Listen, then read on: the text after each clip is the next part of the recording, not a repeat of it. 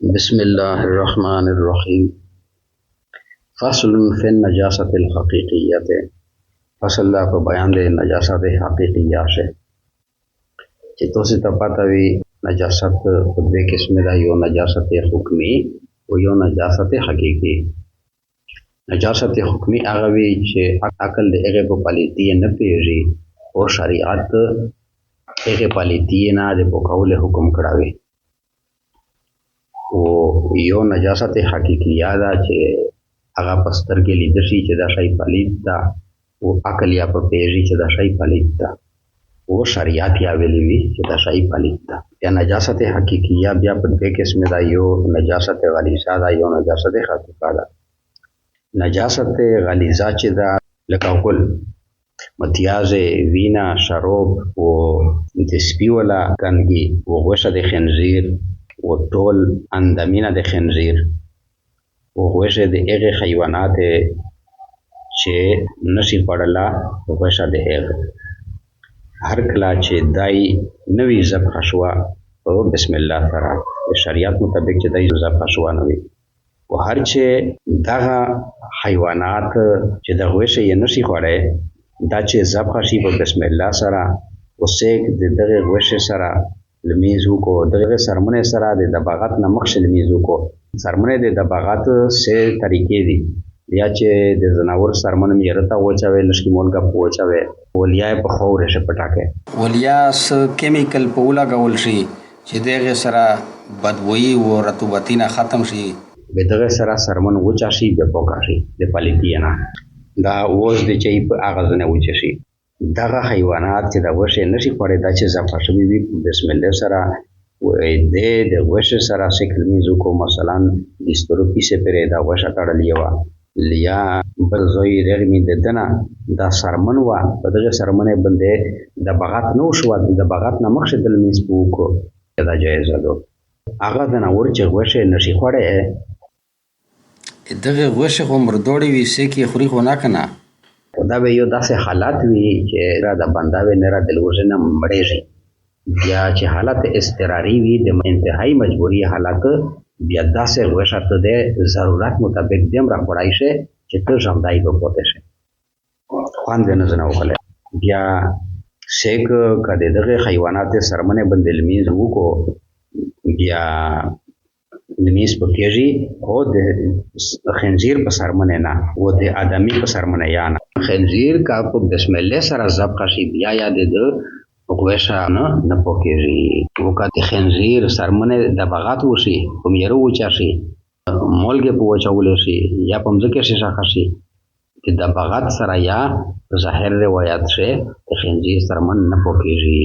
او په دغې باندې د میر د احناف عام مشایخ دي، او امام ابي یوسف صاحب ویایي چې پوکېږي، او د دغې بیغه یې راودو چې دباغت یې وشي د خنزیر د څرمنې.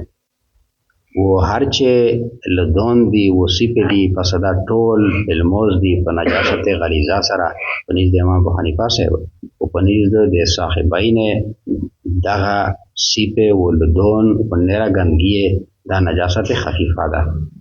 او په غنیت الفقها کې دغه دي چې متیاز د خره و غول د چرګې و د پتخې دغه بالموز دي په نجاست غلیظه سره. و هر چې نجاست خفیفه ده لکه متیاز د هغې ځناورې چې غوښې یې خوړی شي او غول د هغې مرغونې چې غوښې یې نشي خوړی دا نجاست خفیفه ده. دا خبره په روایت فقیه ابو جعفر هندوانی راغلې ده د امام ابو حنیفه صاحب نه، و امام محمد صاحب ویلي دي چې دا دواړې پوکې دي، و هر چې متیاز د بلې دي پس ظاهر مذهب سے داغه نجاست دي په نجاست غلیظه سره. و هر چې غول د هغې مرغونې دي چې غوښه یې خوړی شي بغیر د چرګې نه و د پتخې نه و د ایلیې نه، یعنی د کومې مرغونې غوښه چې خوړه شي د هغې مرغونې غول پوک دي بغیر د چرګې نه و بغیر د پتخې نه و بغیر د ایلیې نه. هغه کوم مرغون دي چې غوښه یې خوړی شي و غول یې پوک دي کل حمامت لکه کوتره والعصفور و چرچنا مشتو سے مرغی بیلی دا کریشی چی و نحوهما و مثال دے دیئے بالاجماع پا اجماع سر و کچره پریوزی پی بیشه دغه مرغون غول بیا یبن بالمزای و د غرنګ پچا د مزکه یادو هر کله چې دو په تل شي پریوزی بیا هغه تل نه پلیتای هر کله چې لشکی وی د عامه ګرفتاری دی وجنا چې مسلمان دغه مزکه نه ځان خلاصوي نشي مجبوری وي د مسلمانه اسکه تو بشه و دغه سبب وي فصل تل نجاست الحقیقیات فصل په بیان د نجاست حقیقیات ہے النجاست علی ضربین پلیتی په دوا قسم دو نجاست غلیظه و نجاست خفیفه نجاست غلیظه و نجاست خفیفه نجاست غلیظه سخت پلیتی و نجاست خفیفه الک پلیتی اما النجاست الغلیظه تو هرچه پلیتی سخت دو کل عذرت لکا گندگی والبول ومتیاز والدم ووینا والخمر وشروب ونجو الكلب وغنگی دسپی ولحم الخنزیر وغوش الخنزیر وجميع اجزائه وطول اجزاء الخنزیر ولحوم ما لا یوکل لحمه وغوش ده ایغ زناور چه غوش نشی خوڑه اذا لم یکن مسبوخا بالتسمیت هر کله چې دی نوی ذبح شوی په بسم الله سره دغه برات سے دا مسله ذکر شلا چې وغوشه د ایغ زناور چې نشی خوړل هر کله چې دی په بسم الله سره ذبح شوی نوی بیا دا غیا نجاست غلیظه ده دا وشیا نجاست غلیظه ده و هر کله چې دا زناور چې دا وشه نشي خوړل اذا به بالتسمیت هر کله چې دی ذبح شي په بسم الله سره وصلى مع لحمه والمیز کو د هغه وشه سره او جلده یا د هغه سرمنه سره قبل الدباغه مقصد رنگولنا فیجوز بیا جائز کیږي الا جلد الخنزیر والآدمیه مگر سرمند خنزیر و د آدمی دا تاسو ولش آدمی لفظ تا آدمی لفظ میشته په نسخه شته خو ځنه نسخه د مونږه د دې چې په هغه شی آدمی لفظ نشته دا او شرح چې دو غنیت المتملی په هغه شی د آدمی ذکر نشته دا دوی چې خالی جلد الخنزیر دا و هر چې دغه زناور چې د غوښه نشي خوړای چې په بسم الله سره ذبح شي و دې غوښه سره سیکل میزو کو یا دې په سرمنه د دبغت نه مخشه سیکل میزو کو یا جائز ده او خنزیر سرمن دا شنه پیغه نه جائز فانه اذا ذبح بالتسمیه فسا زکا چې دای ذبح شي په بسم الله سره د خنزیر لا يطهر لحمه ولا جلده نه پوکېږي غوښه د ونه سرمن ده ولو ذبح جلده اگر کا د بغات وشي د سرمنه ده اگر کا د خنزیر سرمنه و چا کې میره ته اکشیر ده وز د ټوله نه لوړ شي بیا یاد د سرمن د بغات سره نه پوکېږي ففي ظاهر روایت عن اصحابنا اصحاب ظاهر روایت سے د میر د اصحابنا د میر د عالمونه نه انه لا يطهر چې دغه نه پوکېږي وعليه عامه المشایخ وبدغیر عام مشایخ یادي وروي عن ابي يوسف وروایت شو ده د ابي يوسف صاحب نه انه يطهر چې دا پوکېږي یعنی د بغات سره دا پوکېږي د خنزیر سرمن ويجوز بيعه وبيع یا جائز کېږي دا مسله په توګه ختم شله اما الارواث والاخفاء هر چې لدون دي وصیفه دي ارواث لدون اخصاء صفه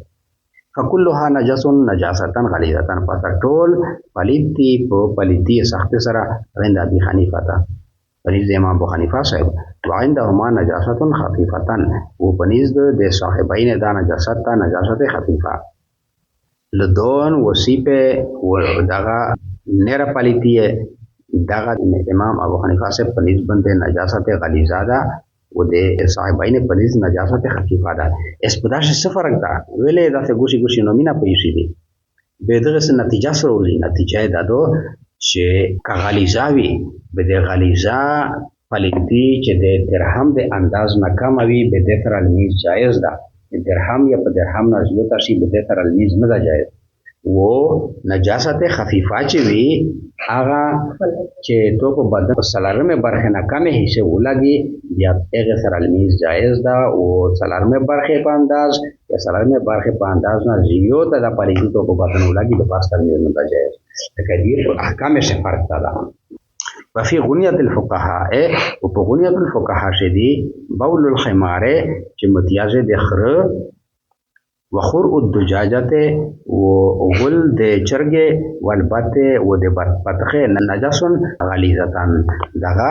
نجاستی پلیتی په نجاست غلیظه سره. غنیت الفقهاء شاید داسې ویلي دي چې متیازه د خره و د چرګه و د بطخه غل دغه نجاست غلیظه ده.